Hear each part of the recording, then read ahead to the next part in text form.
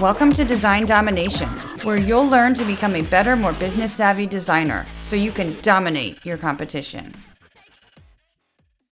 Hi, everyone. Thanks for tuning in. I'm Colleen Grotzer, and in this episode of Design Domination, I've got Fábio Duarte Martins as a guest. Stay tuned as we geek out on typography, learn a bit about typeface design, and discover how typeface design can be a great source of passive income. Plus, find out the one instance Fabio says Comic Sans was used well. Yes, really. Fabio has been a freelance graphic designer on and off for almost 20 years. He's worked in fashion photography and in television doing motion graphics. He's also done lettering work, including title designs for comic books, logotypes, and collaborations on many branding projects with other agencies and studios as a consultant and/or type designer.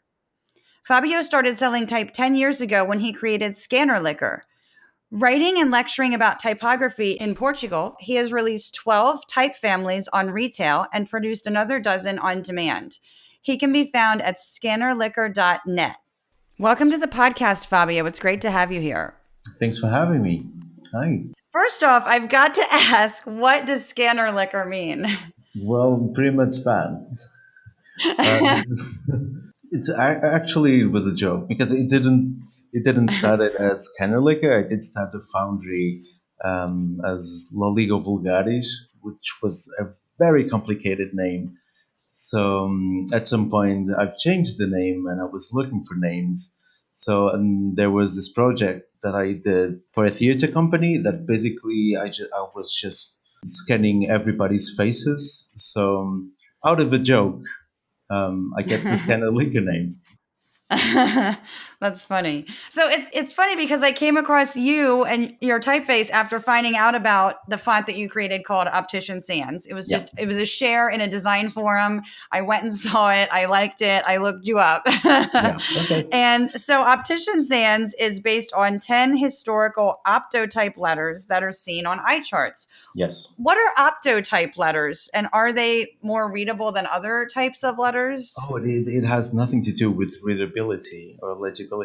Optotypes are made to test visual acuity. So they're constructed in such a way that you can actually pinpoint how much photoreceptive cells are working in your eyes. So basically, if you have 20/20 vision, looking at an optotype, it corresponds to 1 arc minute of vision. So you can calculate how many cells you're using for each line in an eye chart. So they're built to measure how good your eyes are and not necessarily to be easily distinguishable. In fact, it defeats the purpose if they're highly readable. So you just want to be able to see really tiny details and test them out if you're able to distinguish them or not. And what made you decide to create that font? Well, it was actually a commission. Amar, it is an agency in Norway. They were working in a branding project for an optician called Optiker K. It's a Norwegian optician. And Simon, which was the person I was working with at I think I found him on Reddit tinkering with optotypes, and I commented something because at that time I was also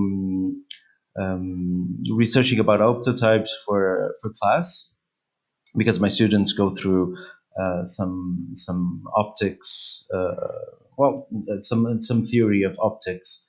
So we did exchange some messages, and at some point they decided to hire me. So it was kind of a serendipity going on.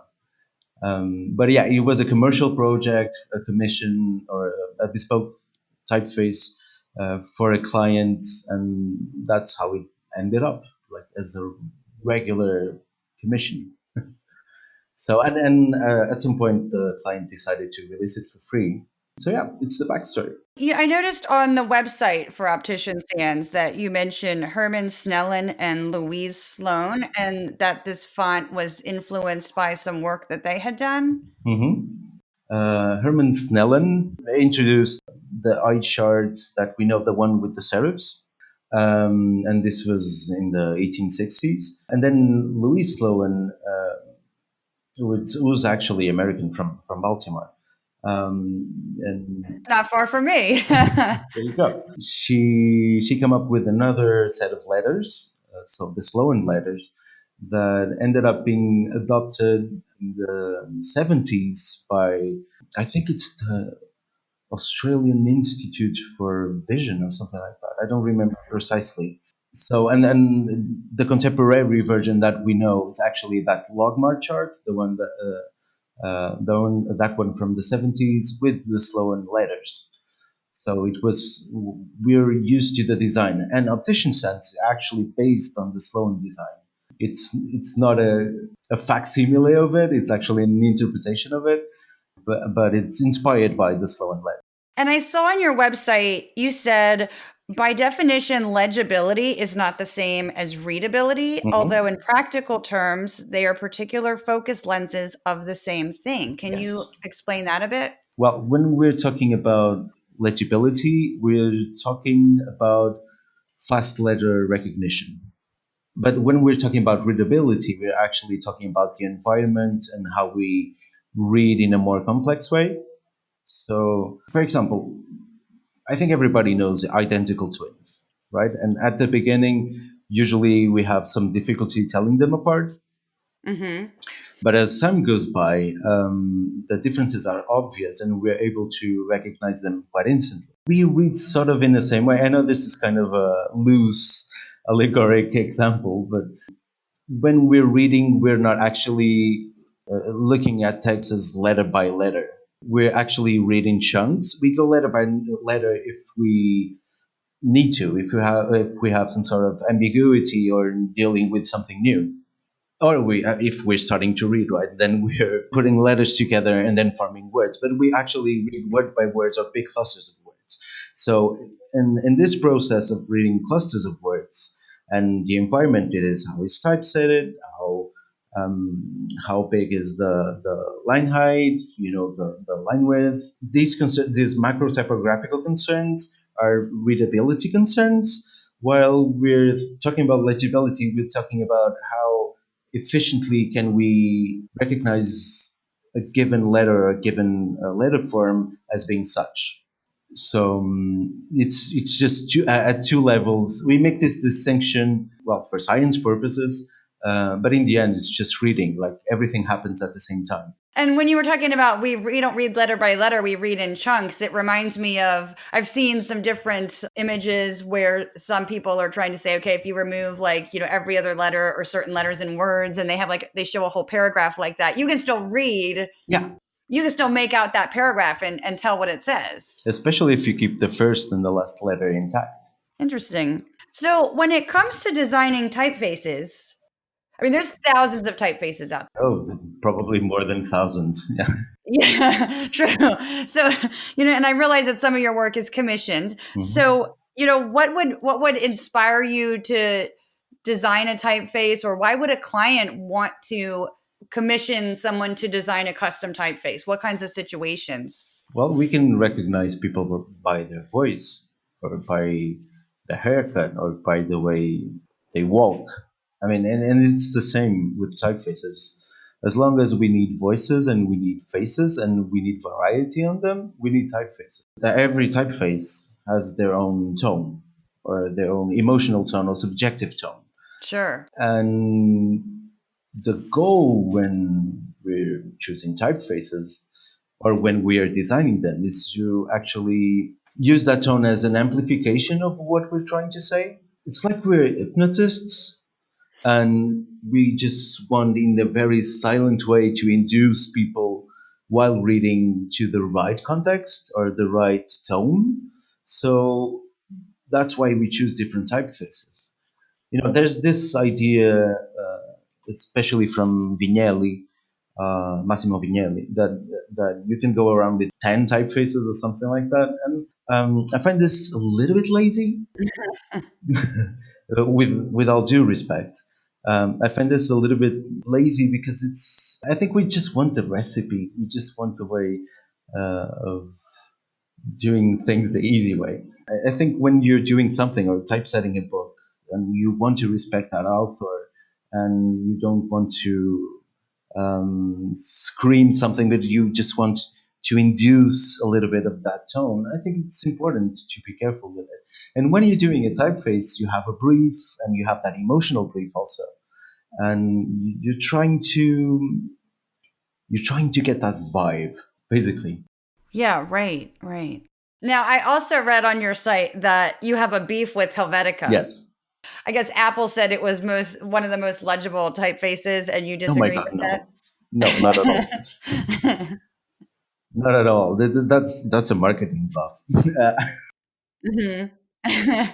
Especially because of the counters. It has the counter are the, let's call it the insides, the white space of letters. They're too similar and too close. It's really easy to, from a distance or in bad reading conditions, to mistake an H with a 3 and with a B, or just a C with an O.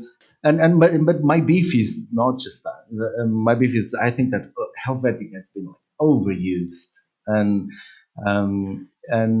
also it's a political thing. And it's because I think that people use Helvetica a lot because of this idea of neutrality. That I don't know that if it's a good idea, especially in graphic design, to go for neutrality, because neutrality is a stance. So, and it's kind of a mischievous one. I'm not a big fan. I'm tired of seeing papyrus everywhere.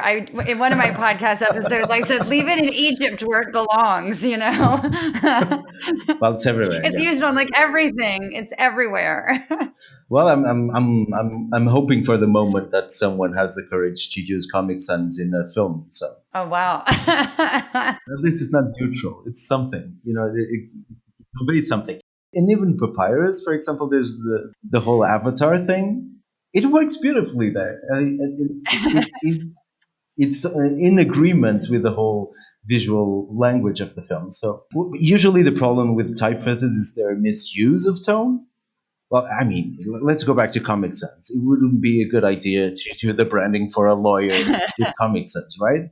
But for what Right. it's done, it was beautifully done. It was made for a Windows application that was actually an application to teach kids how to use Windows, and it was very comic-like. So, and it works beautifully there.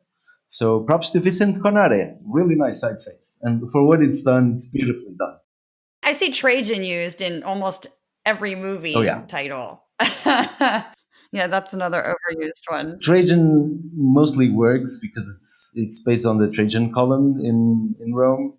So, and the Trajan column is basically our canon for Roman capitals. So it also gives a hint of this already seen and familiar vibe because it's been there for centuries. And at some point, it became a standard for films. So, but still, yeah, I do agree in the sense that maybe it's nowadays it's probably a lazy choice, but but still, it has that imperialistic "I'm here" stance. So Right, it definitely does. So, when a designer is considering creating a typeface, what kinds of things do they need to consider? one of the most common problems that I see when people are starting out in type design is actually to try and do everything mathematically or geometrically. And type design is more about cheating um, than fitting everything into a very mental plan. And most of it is adjustments or I thought you were going to say the opposite, actually, that it was very calculated and no, no, not at all, mathematical. not at all. It's more akin to clay modeling that architecture. It is a system. It is a highly technical. Nowadays, it's a pure digital process, but that you have to make up the system where everything works together in whatever combination. But the actual form, it's pretty much like bidimensional sculpture. There are stuff that you have to measure, that you have to be careful of. In fact, there is a lot of it. But trying to fit this or to grid fit this into a very strict system usually doesn't work. Our brain isn't a computer, or our eyes, or it's to please our brains and our eyesight, nor our rationality in that sense. So one of the first things I would do is play with freeform and try to know as much as you can about type history, how calligraphy works, and how form works, and the rest is just training, training, training. I usually separate this in between two things: subjective concerns and objective concerns. The objective ones are quite easy. You have to end up with the software, that it's the font software. And you have to do it in a computer through Bezier curves. You have to space it, you have to kern it, you have to hint it, and there is technical particularities that you have to comply with. But on the subjective side, there's history that you have to respect because you don't do things out of the blue. Take the Latin alphabet. We have centuries upon centuries upon centuries of forms, fixed forms that were slowly mutating and that they ended up stabilizing into something that it's what we know today. And if we are not aware of this history, we don't know exactly what to do. And this can be a good thing and it can be a bad thing. It depends on how free you can be. But knowing history, I think it's one of the most important things. Because if you know history, you know the calligraphic heritage. So you know how, for example, calligraphic tools work. And that means that you know how modulation or stroke modulation works. I mean, how the thicks and thins vary, and then you have to be able somehow to translate into form the sort of feeling that you want to put out without typeface. And I think this is the thing, especially my students, I think it's the thing they struggle the most, is how subjective this can be, because we're nowadays with technology, we have this thing that it's everything's automatized and we just do it and it appears. And this is not true. So we still have to educate our eyes, I mean, our brains, to be able to see form and distinguish little nuances and to see how that affects the whole block of text. Now, when you're approaching a typeface design, are you just sketching stuff out on paper first and then, drawing well, you said some font software, so I don't know what you use for that, but how are you starting the design process with that? Application I use FontLab V, and it's beautiful piece of software, and I'm very happy that I actually got to work with them at some point, to develop some of the tools, which is really, really nice. I'm privileged in that sense. Oh, wow. Do you sketch stuff out typically, like on paper, or and then you go to the computer, or you just start with, Font Lab? Nowadays, it's pretty much all digital. I do sketch whenever I'm on the go and I just have ideas and I want to keep them in notes. So I draw just to make notes, and they're very rough sketches. Just this serif will work like this, the modulation will work like that. It's just mental note. But I do encourage beforehand to do drawing in, especially calligraphy, for one to understand how form works. Because if you know mentally how it works, how a given pen would produce a given shape, it's not that hard. If you're proficient with the tools, it's not that hard to get onto what you need. Besides, type design is quite different from calligraphy. What you can do with it, it's quite different, and the way of thinking is different. It borrows from history, and it borrows from the act of doing calligraphy, but it's something else. It's another way of thinking. And when you start creating the letters, do you usually start with certain letters instead of like A, B, Yeah. C, D, E? Like, do you start with, okay, I'm going to do something with a descender and then I'm going to do something with an ascender and then rounded letters? And Yes. does it matter? Yeah. No, it matters. It matters. There are different approaches, and I'm not, and even in me, I'm not saying that I have always the same approach. It depends on what I'm doing. But let's say really, really early on, you want to control characters. Okay, so the control characters would be something like the N, lowercase n and lowercase o, and uppercase H and uppercase O. Why? So you know the metrics. So that way you will know how the horizontal rhythm will work. And for form, I think the lowercase a is usually a really good tell because you can extrapolate a lot of things from there. Like if you turn it around, you'll have the curve of the end, or something very close to that. You will have some terminals and how they work. You will have like mostly of the flow. So the lowercase a, the double story lowercase a, is an encapsulation of a lot of elements that are distributed throughout the rest of the lowercase. If you know your N, you know your H, you know your M, you know your U, or you're very close to these forms.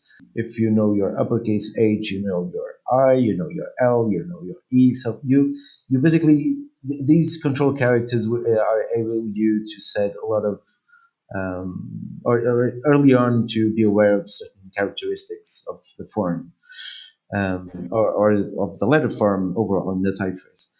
Also, at some point, you will have to deal with proportions, meaning what's your x height, what size are your ascenders, your descenders, what's the caps height. So, and this involves just basically testing. It's testing stuff and printing it out. I usually do this before I start with the control characters. I just have some sheets that I print out with different proportions and different sizes, so I know what to choose. Because usually you're also working for specific sizes. So you know that you're designing something that is going to be used at 9, 10 points, body copy size. So then you can make choices there. But yeah, I think early on you would start with control characters, getting the proportions and trying to get the vibe. What's the vibe of the typeface? The rest is just extrapolating from that. Okay, that's interesting. Now, I saw that you have fonts that are called Electrica, Grafista, and 1427 Style 1, and they're really cool. I like them. Thank So, you. what inspired you to design those? Okay, so okay, let's start with 1427.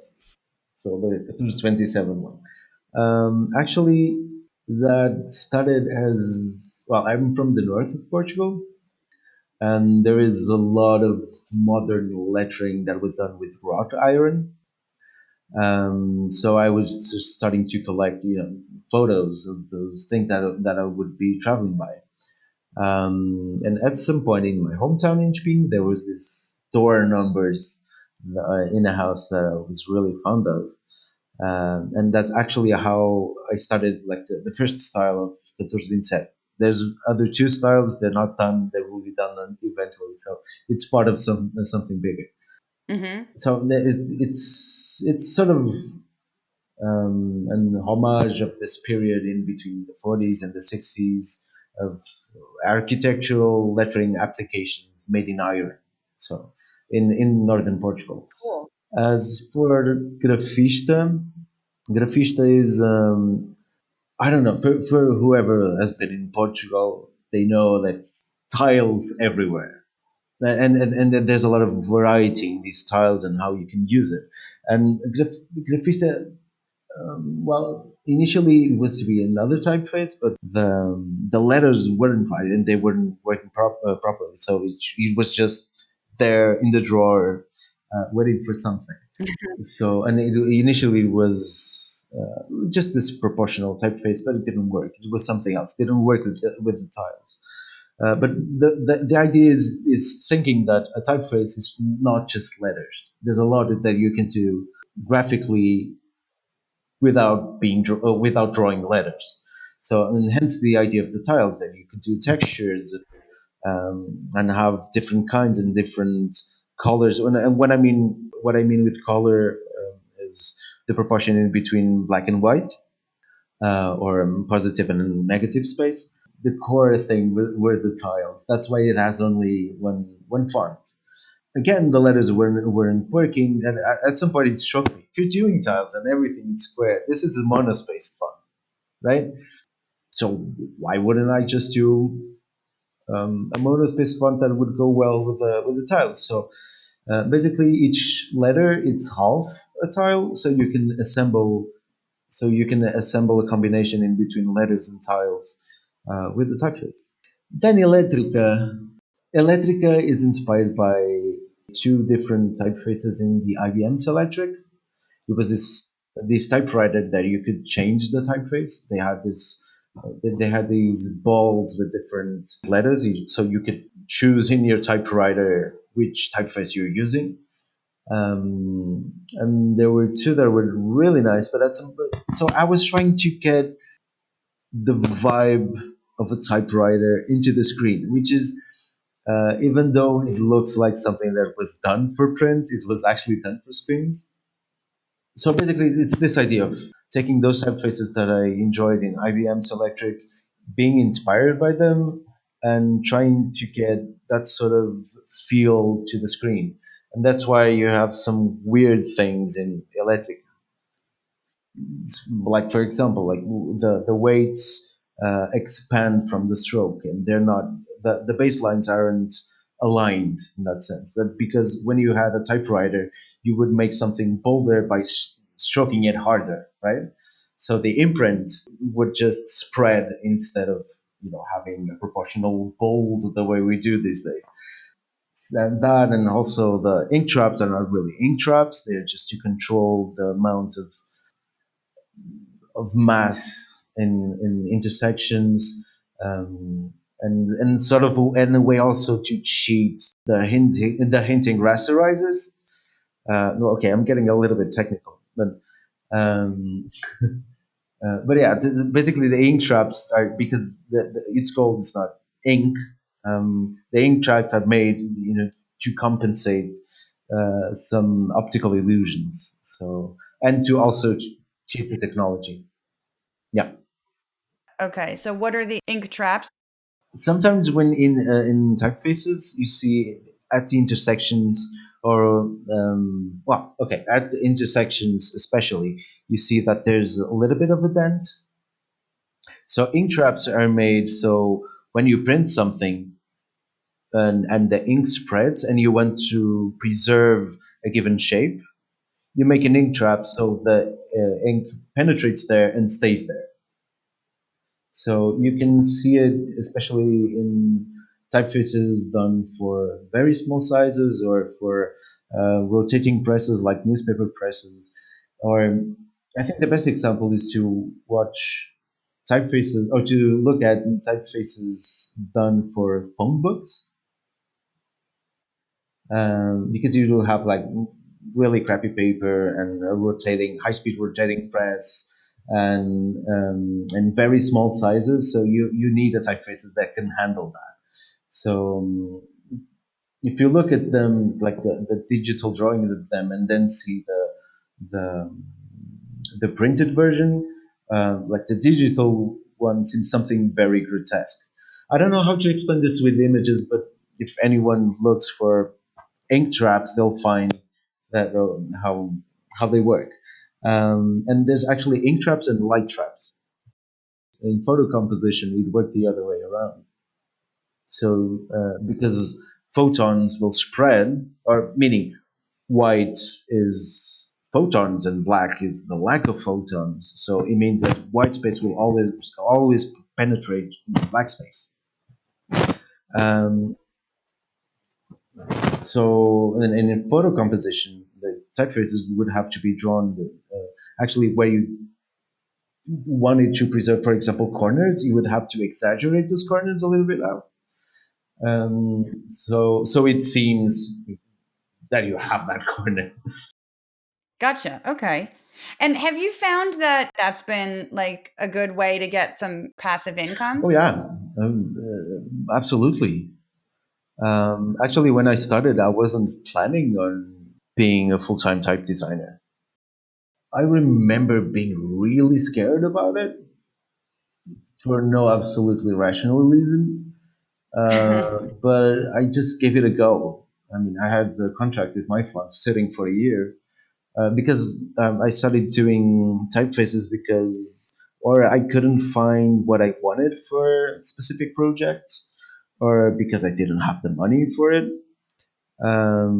Because back then I was pretty naive and even about budgeting or doing a proper quote. So I ended up doing some typefaces for projects. And at some point I thought, okay, maybe if I finish this up, I can sell these. And then I had the contract with my phone. It's laying on my table for 1 year, and I would look at it and think, oh, should I do this? Should I not do this? And then I just did it because I thought I got angry with myself. So like, why haven't you done it? so, so I just signed the contract, sent it to my funds, and started selling, and people were buying it, and I was very surprised about it. At some point, I was doing way more money than I was doing with graphic design jobs. So, Oh. and it was lots of fun for me. So because I'm not a good graphic designer at all. So so yeah, it was this kind of things coming together and working out. So did you design the typefaces, and then what did you do? Did you just go to myfonts.com and any of these other different? Yep, the resellers, yeah. I imagine they don't accept everyone. Well, So they do accept everyone. They just don't accept every typeface. Well, I worked with my fonts for a lot of years. I don't know how it works with the other ones because now I know how to troubleshoot some technology things. But the guys at my funds are impeccable on helping you out, saying, "Oh, you have this problem. You should check this. You need to expand this character set." So they actually help you out to have a proper typeface coming out to the market. oh And some other resellers are more picky when it comes to style, and they curate their collection more. Uh, and then some others basically don't. It's just free markets, and you can find fonts pretty much everywhere these days on sale. So it's I think it's just a matter of knowing if you want to work with a reseller, if you want to sell it on your own because today it's quite easy to do so, or if you want to work for another foundry, or it's a matter of choice. There's multiple ways that you can come about starting doing typefaces. But and there is a community actually, a really nice community of type design. So ask people about it, and they will help you out either on Reddit or on type drawers. Or um, we're not that many, and it's kind of lonesome not to talk about typefaces. So whenever someone wants help, I think most of people will be more than glad to help out. And are there any books that you recommend for somebody that wants to get started with typeface design? Yes. First and foremost, learn about typography. Not specifically type design, but typography. And for that, I think that The Elements of Typographic Style by Robert Bringhurst. And it's beautifully written, and it's delightful to read that. So even for people who are not interested in typography at all, it's a really delightful book. As for starting to design typefaces, it just came out this year.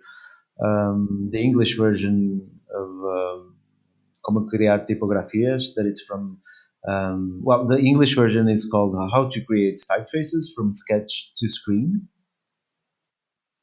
And it's from Cristobal Enestrosa, Laura Messenger, and Jose Scallon. And it talks about different things or to consider while developing a typeface. And then there's a lot of articles and some other stuff. But I think that entry level, without getting too geeky, I think these two are actually a very good start.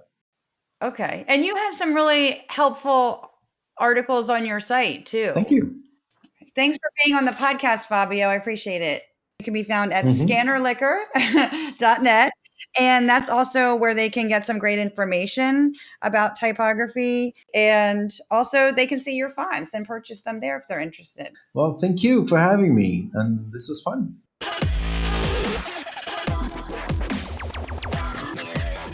If you found this episode helpful, please subscribe and leave a review. Visit creative-boost.com to see all episodes, leave a comment, or send me an email. For a special bonus, go to creative-boost.com/questions to to get my free guide called 17 Questions You Must Ask During a Design Consultation, so you can be seen as an expert, not another order taker.